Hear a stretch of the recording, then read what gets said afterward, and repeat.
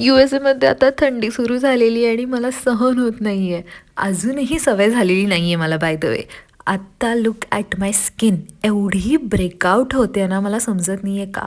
पण मस्ती थांबली नाही पाहिजे. I love listening to songs while doing my makeup. By the way, सध्या तुमचं फेवरेट सॉन्ग म्हणजे तुम्ही जे रिपीट गाणं ऐकताय ते कुठलं आहे? Let me in the comments below. मी पण विचार करते मी कुठलं गाणं जास्त ऐकते. माझी ॲक्च्युली गाण्यांची प्लेलिस्ट ना माझ्या मूडवर डिपेंड असते की मला आज काय फील होत आहे. तुमचं पण असं असतं की नाही? Late me in the comments below. काल कपडे धुतलेत आणि आत्ता वेळेवर मी सगळं अरेंज करते. By the way, look at my night suit. तुम्ही गेस करा की मी हे नाईट सूट कितीला घेतला असेल?